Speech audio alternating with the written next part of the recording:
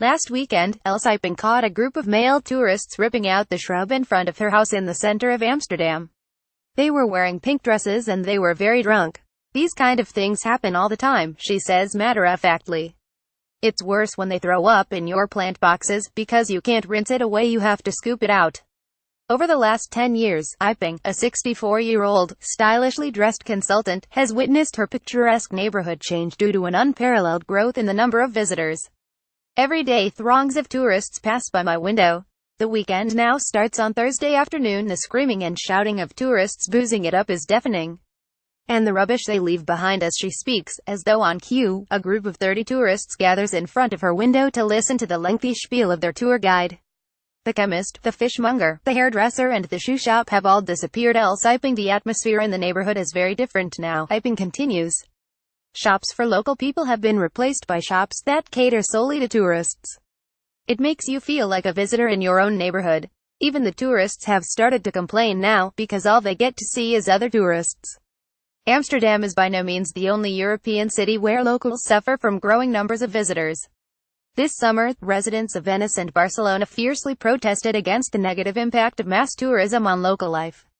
Many popular tourist cities are seriously trying to tackle the problem, but the Dutch capital is establishing itself as a forerunner among them. Huge crowd of tourists at famous Damrak Street in Amsterdam. Photograph Alamy. Lately Amsterdam has introduced a series of measures to fight the detrimental effects of mass tourism, starting with a crackdown on Airbnb rentals that do not adhere to the rules around how many days a unit can be let each year. It also placed a moratorium on new hotels, increased the tax on tourists' rooms and, just last month, banned any more shops targeting tourists in the historic center. To a certain extent, the problem is of the city's own making. During the global financial crisis of 2008, Amsterdam decided to heavily invest in tourism in an effort to recover. The crisis dealt a serious blow to our financial sector and we saw tourism as our life buoy, says Sebastian Meyer, the council spokesperson for economic affairs. For years we have actively stimulated property developers to build hotels in the city, and our marketing organization traveled around the world promoting Amsterdam as a tourist destination. It worked, perhaps too well. In about 10 years, the number of hotel guests in Amsterdam increased by 61%.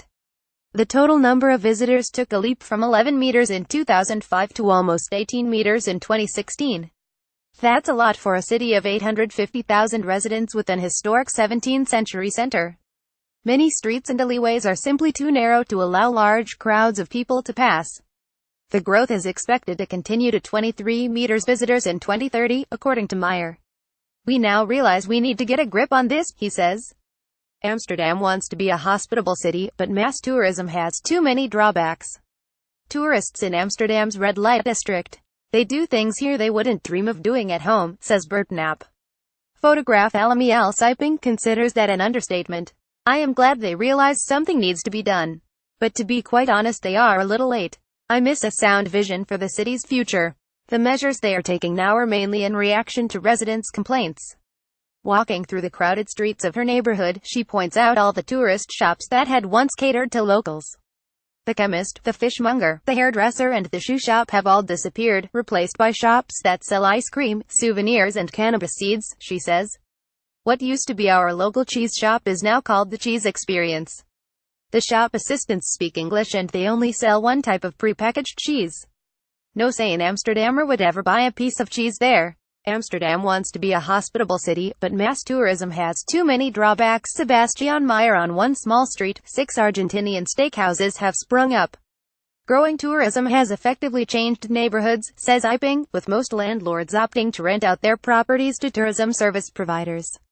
It's become difficult for GPs and physiotherapists to find practice space around here. As a result, facilities for local people are disappearing, she explains.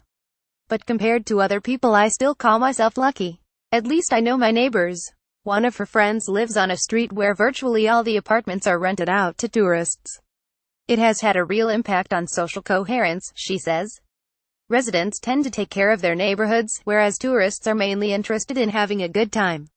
Bert Knapp, a 59-year-old French teacher and writer, has seen this enacted around the small, picturesque square, close to the red light district, where he has lived for more than 40 years.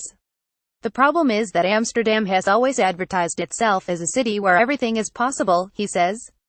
That's why many tourists indulge in wild partying. They do things here they wouldn't dream of doing at home. In the past, tourism in the city observed seasons, he remembers. You had busy times, but there were quiet times too. Nowadays it's always crowded. When I go outside, I cannot keep my normal pace. I have to adapt to the slow stroll of the tourist masses in the street. I have nothing against guided tours through my neighborhood. But it's a different thing when 40 people block the entrance to your house while listening to a guide who's giving a loud 20-minute performance that looks more like a stand-up comedy act than a guided tour. He says his neighborhood's identity has been lost among the masses. For me, a line was crossed when a Venetian gondola appeared in the canals. That's when we realized the tourist industry was definitely taking over.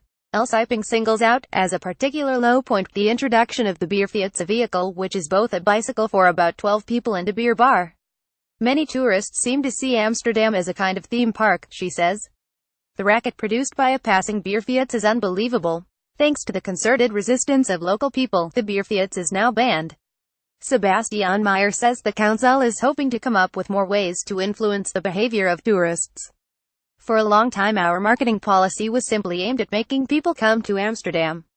Now we want to spread a new message: come to Amsterdam, but please behave.